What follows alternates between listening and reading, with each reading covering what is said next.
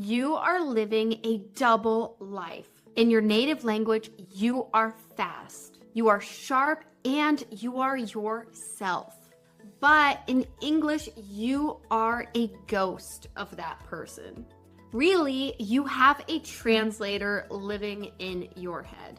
A tiny, tired English worker who takes every English word you hear, takes it over to your native language, finds the meaning, then takes your response, translates it back into English, and then checks the grammar twice.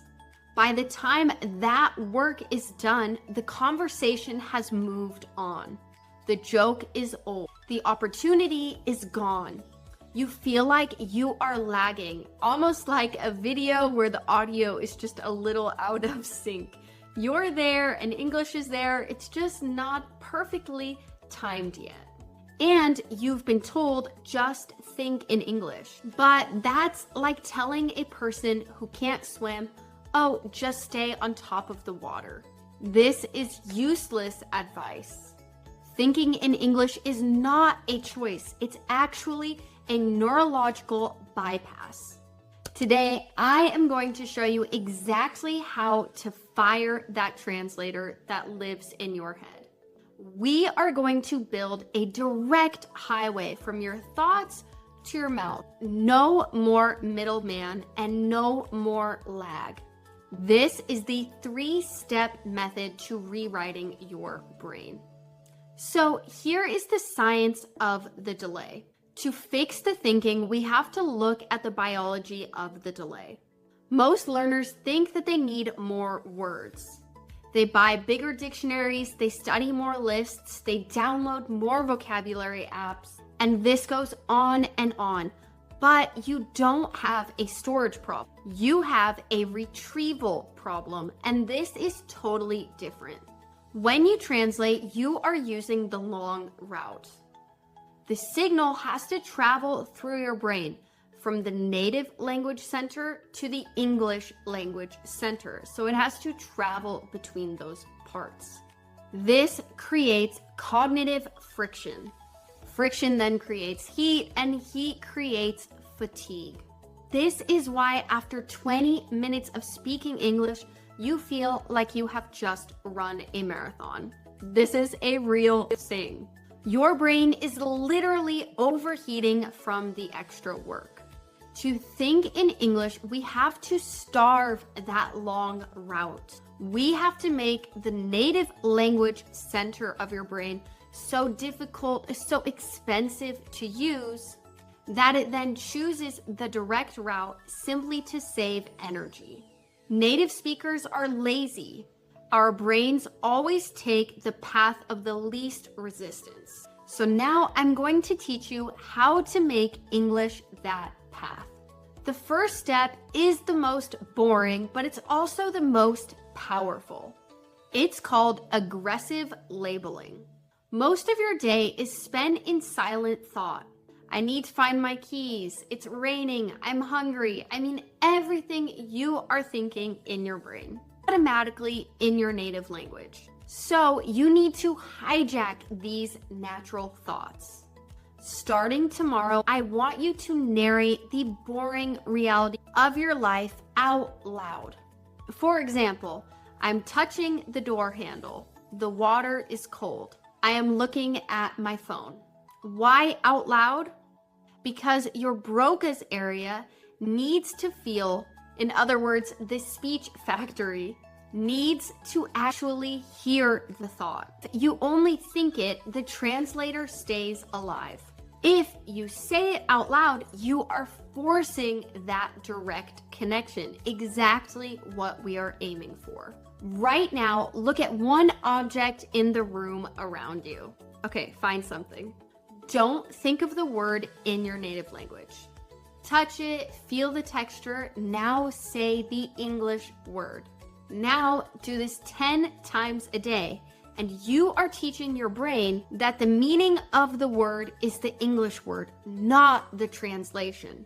You are deleting the middleman here. Do you see how this can be so powerful? The second reason you can't think in English is because you are trying to be like an architect. You try to build every sentence by scratch, word by word. I would like to ask you if, it goes on and on, word for word. This is too slow for the human brain. Native speakers are not architects when they are speaking. They build sentences more like Lego blocks. We use lexical chunks. We don't think of the individual words, I would like to. We think of that whole scenario, that whole phrase as one chunk. So this block, I would like to, and then you connect it to something else. Another example is we don't think of the words, how are you? We think of that as an idea. The Lego chunk is, how's it going? If you have 100 Lego blocks in your head, you can then think at the speed of light. You just simply snap them together. Now, this is where the physical barrier comes in. If your mouth is not trained to say these words in one sound, your brain will keep breaking them down into individual words. This is exactly why the 7-day pronunciation workout exists. It's not about accent, it's about chunking. It trains your muscles to treat a 5-word sentence as one unit of sound. When the mouth is working fast, then it allows for the brain to be lazy, and then it stops translating. This is honestly so important, and I wish more learners understood this. It's $7 and it's just 10 minutes a day. The link is below if you want to check it out. Don't just learn these blocks, muscle memory these blocks. The final wall is the identity wall. You think in your native language because your emotions, your English self feels like a professional, polite student. Then your native self is the one that gets angry, falls in love, tells jokes, and let's be honest, those are completely different people. I've experienced this learning foreign languages, and I always see this in my students. We are completely different people in the language we are learning, and bridging that gap takes a really long time because you have to actually feel natural in that language to be at that point. To think in English, you have to start also feeling emotions in English. Now, I want you to start venting in English. When you are frustrated, yell in English. That's fine. Do it. When you are excited, celebrate in English. When I was living in Germany, I didn't feel fluent until the first time that I actually got in an argument with someone in German. I realized then that suddenly my brain didn't have to translate. The emotion in that moment was too fast, so it had to go straight to the direct route. Now, find a personal pillar. What I mean by this is a time where you are truly going to dedicate it to living in English. Maybe it's your morning coffee, maybe it's your workout. For me, I always use my commute as a time where I think in a foreign language. Make that one pillar an English-only zone. Everything that happens, it's in English, whether that is out loud or in your head. And no exceptions. Here you are creating an English identity. You aren't a person that is learning English. You are someone who uses English to navigate their reality. Remember, our goal here is to break that wall. So you have to be really serious about this in order to do it. Now, let me tell you a secret. There is a ghost in your head that is obsessed with grammar. This is your internal editor. Every time that you try to think in English, the editor says, wait, is that the right preposition? And then you stop and your flow breaks. And in this moment, the translator always comes back. Now I need you to fire the editor. In speech, speed is way more important than structure. I know it's hard to get a feel for that, but it's the truth. Native speakers make mistakes every 10 seconds. We use fillers like, yeah, you know, I mean, we also throw a like in every other word. And these aren't mistakes. These are processing bridges. They actually give you time. These buy your brain time to stay in the English zone.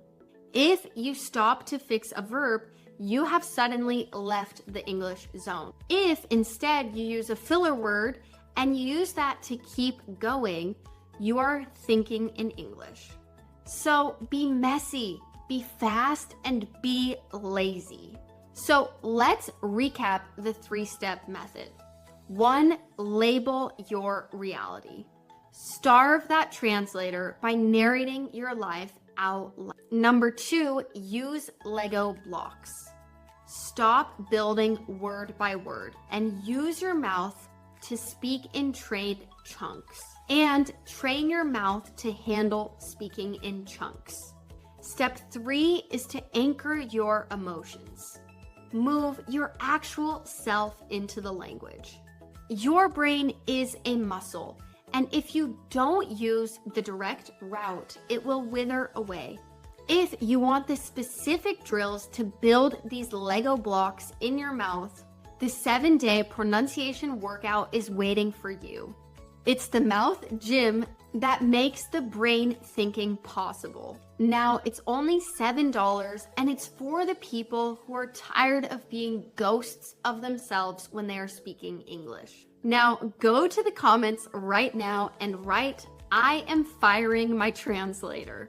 And tell me which pillar of your day, coffee, the gym, your commute, whatever it is becoming your English only zone. Or if you have a new idea, tell me in the comments too, because I would love to hear how you guys are living in English. Now, I'm Kat. Subscribe for the things that your teacher never told you. I'll catch you in the next video. Bye.